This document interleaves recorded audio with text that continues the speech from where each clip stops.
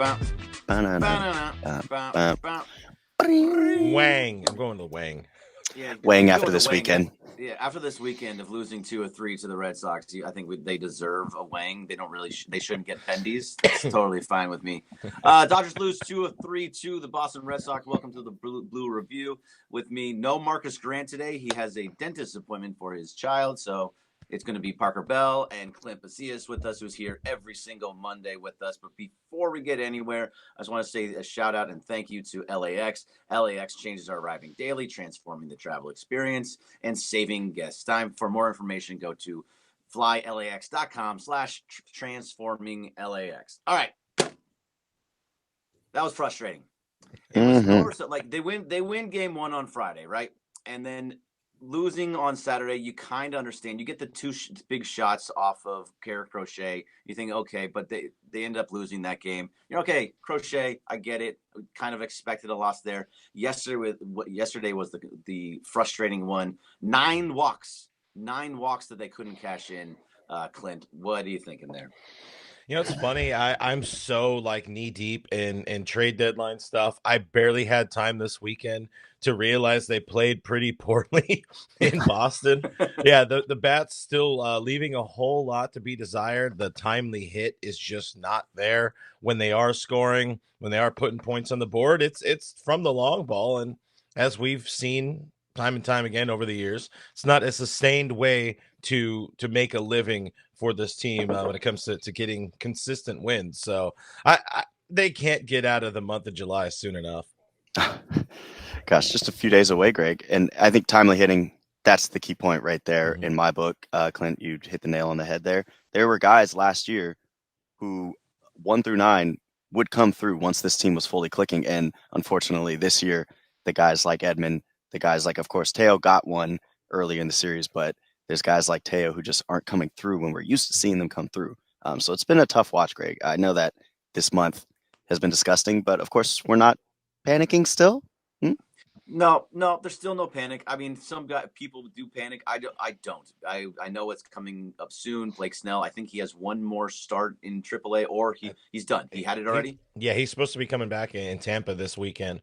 Wonderful. So there you go. Then you're getting him, and that means that there are 4 number 1 starters that you're going to have kind of just bouncing in between, and then including Kershaw and that. It's just there's 2 ways for me to look at it, Clint. Is that they had 9 walks, which means that they were being patient. They were letting Walker Buehler just kind of put guys on base. But like Parker said, it was the timely hitting, and those things are the things that need to start coming around. Outside of Shohei, I'm not really. I don't feel like anybody is really feared moving further. Teo maybe a little because he hits really, really well in Boston. Yeah. But besides that, and Pages every once in a while, but besides Shohei, I don't think you fear anybody in that lineup at this moment. You will later down, but right now I don't fear anybody. Well, I mean, like teams should, not that he started yesterday, teams should always fear like Will Smith. But even so, as great of a year as he's had, it doesn't always have the big fly or the gap to gap that he's gonna always unleash. I don't know. I don't want to come off like I'm selling Will Smith short. He should be the other guy. He's such a nice guy. He doesn't really instill fear. I think that's really what I should eventually get to with this. But yeah, I agree. I mean, with how Mookie has hit this season, of course, missing most of the first 2 games, not really being much of a factor in this series. Teo, Freddie, not really doing much right now consistently. Hey, how about our boy Mikey Conforto, by the way? 3 hits. We could talk about him in a second. But yeah, Pages has kind of hit a feast or famine. Tommy Edman just hasn't been mostly it for a few months. Yeah. It's very, when you have 2 dudes in your lineup that might get some damage done, you're not going to win a lot of ball games, and that's what we're seeing right now. But Parker, when everybody is healthy, do you feel like this is something that will turn around, or is this kind of like what we've seen the last month, more of what you're going to see from these guys? Where are you on that? Well, that's a good point, because, I mean, some of these names we've mentioned have been dealing with nagging injuries, the Teoscars, the Tommies. So you don't want to knock them too much. But at the same time, we're this far into the season and you have a certain amount of at-bats. It's like Freddie, I mean, is a good example of he literally has played injured maybe his entire Dodgers tenure, and he's seemed to figure things out at a certain point, and it's not even a great season for him in his standards. So I think that, yeah, that panic button, that panic level hasn't really reached a tipping point for me, but and because of your reasons exactly, Greg, because the pitching will be there. But yeah, this offense has just been tough because you get super excited for Shohei and then you go, cool. Well, that was the first inning. Right. He'll be back in 8 batters. Yeah. Yeah, right. Then we got to wait for Shohei again. That's all it is. It's turned into that. It's like, okay, how many batters away from Shohei? How many batters away from Shohei? And really, I mean, he's obviously he's amazing, but Cue the you graphic. need more. Yeah, you need more. And I think we brought up Mookie Betts. Mookie, he watched a middle fastball go right by him on Saturday. And he still is just not kind of all there. I understand he went through, he lost his stepfather. So that's a big thing to do, and to work and to be able to play through that is tough just in general. But this has been a year-long thing, Clint. Where, like, how do you see progression from him, or are you kind of feeling like this is kind of who he is too? It's the deeper we get into this year, and I mean, obviously, you never sell the MLB 50 stock, but it just feels like this is trending more and more towards a lost year for the dude. Just had the season start so rough, obviously with the illness, you lose that much weight that quick. You try to get it all back while playing, get yourself into bad habits, and you're just constantly trying to climb up an avalanche. Really, you're not climbing up a hill, you're climbing up an avalanche. Everything keeps pulling you down behind it. Again, I'll never not bet against, or I'll never bet against Mookie Betts, but it's getting real tough to maintain some sort of faith that he's going to turn it around and be the guy that we know. But yeah, it's a tough season, man. Very tough season. It is a tough season. I hope he turns around. I know he turned it around last year in the playoffs, and I think that was what we're all kind of banking on, is that he can get back to that guy. I really think he can. It's just depending on when does it come, and when is too late? Because right now they have 4-game lead over the Padres.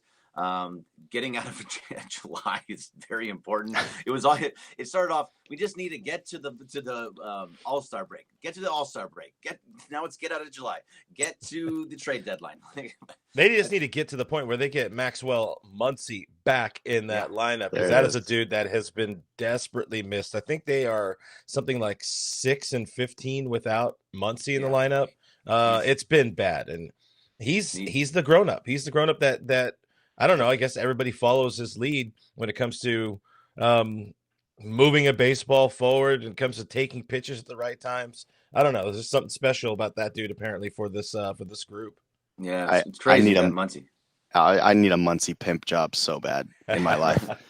My life just hasn't been the same since the last pimp out to left field or right field. So I'm waiting for it. You need one. And so another guy that I've been kind of wanting to talk about, unfortunately, is Hassan Kim, who has just been he's been pretty bad at the plate for quite some time now.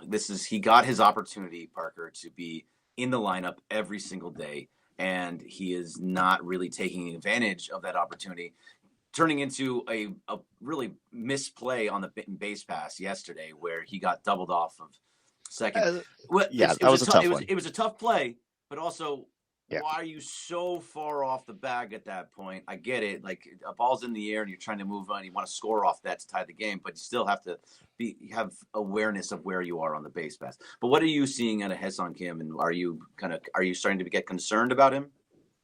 So the conservative level at the plate is basically the same with most the lineup at this point. But yeah, I think with that, there's a larger conversation to be had with, the base path errors, the errors in general that we've been seeing this month.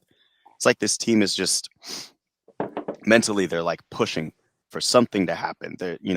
Hassan was jumping the gun there, and granted, yes, it was a tough play, but at that same point, you make a great argument, Greg. It's like, why are you, taking too much of a lead there? It's tough. I think that with Hassan and a lot of the other guys, it's this idea that we're having such a terrible month, we have to make something happen, and that's probably affected them at the plate. In terms of on the field, though, he's been doing great.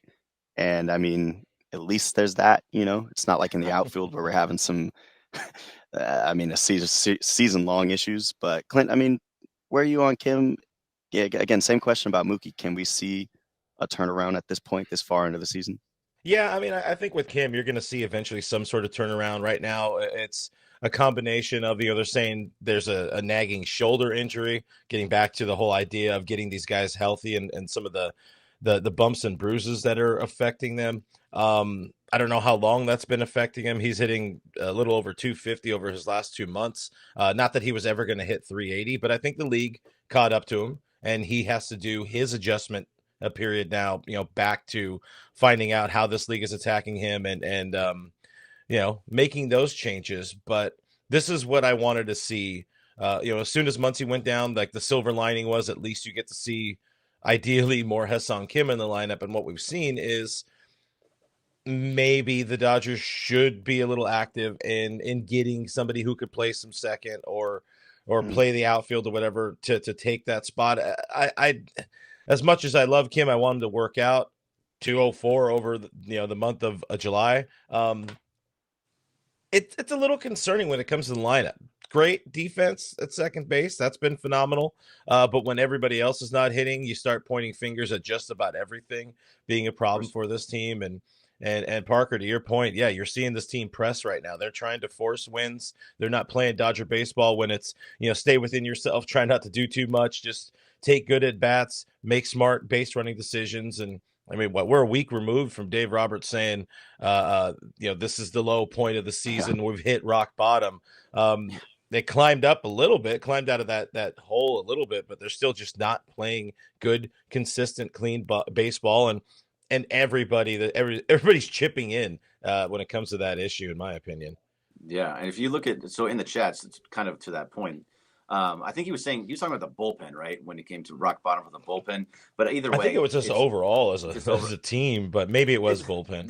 You can't be rock bottom. You're not rock bottom because there's further to go. You're still in first place. There's a lot more. Either way, Ruben Flores in the chat says Dodgers just need to suck less than other teams in our division. So is that where we're at? Is that where we're at now? Is that we just need to suck less than the other teams in the division? Because the Padres not playing great. They've been going kind of up and down, 500 baseball. The Diamondbacks are starting to sell.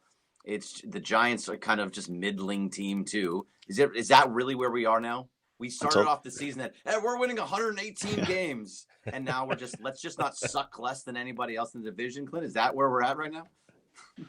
Oh man, I mean, if you want to win the division, sure. I know I'm starting to get the temperature of the fans being very concerned about this team and their ability to win in the postseason. I don't think right now what fans are seeing, what we're all seeing is very inspiring. Doesn't inspire a lot of confidence when it comes to going back to back for World Series championships. But yeah, I mean, it comes down to, at the end of the day, you got to make it into the dance, just suck less than the Padres and Giants, and you will get there. And then hopefully, hey, if we were waiting for the All-Star break, we're waiting to get out of July. This team's just waiting to get into October to start playing meaningful baseball again. It's not a great way to play, but hey, everybody starts at zero, on game one of the postseason. I guess eventually that could be something we can hang our hats on, but I would like to probably see them start playing better baseball sooner rather than later, so we can at least feel good about, investing money in some postseason tickets and all this kind of stuff. Yeah, I don't know. I'm at a loss with this team right now. Yeah, where are you at, Parker? Where are you at with this team right now? Well, I mean, yeah, the idea of rock bottom, I mean, it's an oxymoron, right? Anytime Dodgers are mentioned with rock bottom, I think that they're just two completely contradicting things. If you're to talk about a team, down south a little bit, then yes, it's 10 plus years of rock bottom. But when it comes to this Dodgers team, I mean, what's the recipe to go back to back? What's the recipe for playoff success? There's things that we've mentioned throughout this whole episode, and can they get to those? I just don't know. It's staying healthy, timely execution, and you need your stars to step up. And at this moment, I mean, one of three of those have been decent, and that's mainly because of Shohei. So guys like Miggy Rowe, I see a lot of love for Miggy in the chat today. He's been stepping up, and maybe that's a type of name where while we wait for Muncy and other guys to kind of get some nagging injuries fixed, he carries so that you suck less than the rest of the division. But to hear the two words Miggy Rowe and carries side by side is just I felt crazy saying that. Now, So you didn't think on July 28th they'd be saying that Miggy Rowe is carrying the team right now? And that wasn't in your bingo card? You know what, with this team, you never know. That's instills a lot of confidence in me. I don't know what y'all are talking about. All right. Well, Clint, you said that you've been just ingrained in everything that's going on with the trade deadline. So, I mean, the obvious choices for what they're going to go do is go get relief pitching and a corner outfielder. Yeah. Hopefully a right fielder so that Teo can move over to left because he does not belong in right field. But either way, if you're going to do that, you have a right fielder with Andy Pages. I'd rather them get a center fielder if they could, which is seeming less and less likely. We're hearing the reports, Jarren Duran, more and more or less likely to be traded, which it was pretty slim for him to be traded. Byron Buxton is staying put. There's Luis Robert. No, thank you. I don't know where this team, we know how they can make improvements. I don't know how they make improvements. And they have been laying down sprinkling the breadcrumbs of, we might not be that active at the trade deadline. If they get a Harrison Bader, I guess that's cool. Ultimately, you're looking at a Michael Conforto improvement. But, hey, at the same time, Michael Conforto, that's kind of been another dude who's been pretty decent at the plate of late, posting an OPS pretty close to 800 over the last month or so. That's where we're at. Also, Michael Conforto carrying for this team. And the bullpen side, they keep laying these ground, sprinkling the breadcrumbs of, don't be shocked. Don't be mad at us if we're not that busy, because we have a lot of internal talent that we believe in. We're seeing, Bobby Miller getting moved to the bullpen at AAA, which is whatever. That's a wash. Justin Wrobleski called up to make some bullpen appearances over the next week or so, whatever that looks like, because he's somebody who could play up big time in that bullpen. You just got Blake Trinan back. Like, they have some pieces internally. Dustin May probably going to shift into the bullpen as Blake Snell comes back this week.